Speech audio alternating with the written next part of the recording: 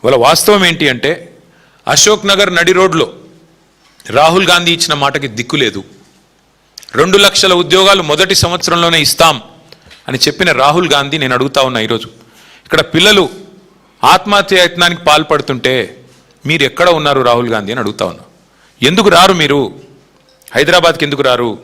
మీరు ఇక్కడ నామినేట్ చేసిన ముఖ్యమంత్రి, మీ కాంగ్రెస్ పార్టీ నామినేట్ చేసిన ముఖ్యమంత్రి ఎండ్రిన్ దాగి చావండి అంటుంటే ఎందుకు మీరు ఉలకరు పలకరు? నేను నిన్న అడిగాను రాహుల్ గాంధీ గారిని, అయ్యా మీ ముఖ్యమంత్రి అడ్డగోలుగా మాట్లాడుతున్నాడు, ఎండ్రిన్ దాగి చావమంటాడు పోలీస్ అభ్యర్థుల్ని, మరి క్రిమినల్ వేస్ట్ అంటున్నాడు ఇంజనీరింగ్ విద్యార్థుల్ని. ఇది పద్ధతేనా? ఇది మీ పార్టీ విధానమా, పార్టీ వైఖరా, లేకపోతే ముఖ్యమంత్రి నోటి దూలనా? ఏంది ఇది చెప్పు అంటే ఆయన ఎక్కడెక్కడో రాజ్యాంగం పట్టుకుని తిరుగుతాడు తప్ప ఇక్కడ మాత్రం కనబడాడు. ఎక్కడైతే గవర్నమెంట్ ఉందో అక్కడ రాహుల్ గాంధీ ఉండడు, ఎక్కడైతే గవర్నమెంట్ లేదో బాధ్యత లేకుండా ఇష్టం వచ్చినట్టు మాట్లాడతాడు. మళ్ళీ ఎక్కడ పడితే అక్కడ సొల్లు మాటలు చెప్పి అడ్డమైన హామీలు ఇచ్చి మళ్ళీ అక్కడ ప్రజల్ని మభ్యపెట్టే ప్రయత్నం.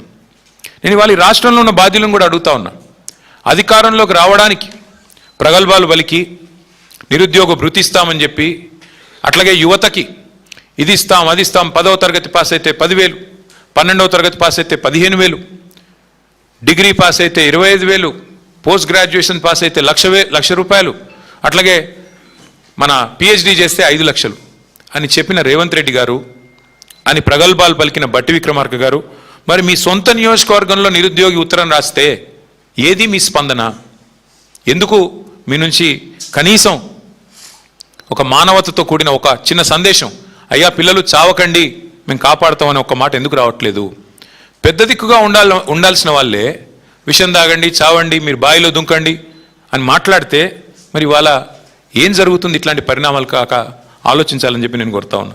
ఇంకా విచిత్రమైన పరిస్థితి ఏమంటే రాహుల్ గాంధీ గారి నాయకత్వంలోని ఈ పార్టీ, మేము వీరికి బుద్ధి రావాలనే మన ఏ రోజైతే వాళ్ళు యూత్ డిక్లరేషన్ ఏ ప్రాంగణంలో అయితే పెట్టారో సరూర్ నగర్లో, అక్కడే పెట్టాం మీటింగ్. మేము కూడా పెట్టి గుర్తు చేయడానికి కాంగ్రెస్ పార్టీకి, అయ్యా మీరు ఇచ్చిన వాగ్దానాలకి 4 ఏళ్ళు అయింది, మీ ప్రభుత్వానికి ప్రజలు ఇచ్చిన కాలం కూడా గడుస్తున్నది, ఎప్పుడు స్పందిస్తారు అని చెప్పి అక్కడే ఒక సభ పెట్టి నిరుద్యోగుల సాక్షిగా ప్రశ్నించాం. ఏమడిగాము? 24 హామీలు ఇచ్చారు మీరు యూత్ డిక్లరేషన్లో, ఒక్కటన్నా అమలైందా? శాసనసభలో నేను జగదీష్ రెడ్డి గారు మేము అడిగాము లిఖితపూర్వకంగా రాష్ట్ర ప్రభుత్వాన్ని, మీరు వచ్చిన తర్వాత ఇచ్చిన నోటిఫికేషన్లు ఎన్ని ఉద్యోగాలు ఇచ్చారు అని. 16,978 ఉద్యోగాలు ఇచ్చామని చెప్పి లిఖితపూర్వకంగా రాష్ట్ర ప్రభుత్వం సమాధానం ఇచ్చింది. అందులో కేసీఆర్ గారి ప్రభుత్వం ఇచ్చిన నోటిఫికేషన్లు రద్దు చేసి తిరిగి రీనోటిఫికేషన్ ఇచ్చిన వాటిని తీసేస్తే 10,000 ఉద్యోగాలు కూడా ఇవ్వలేదు.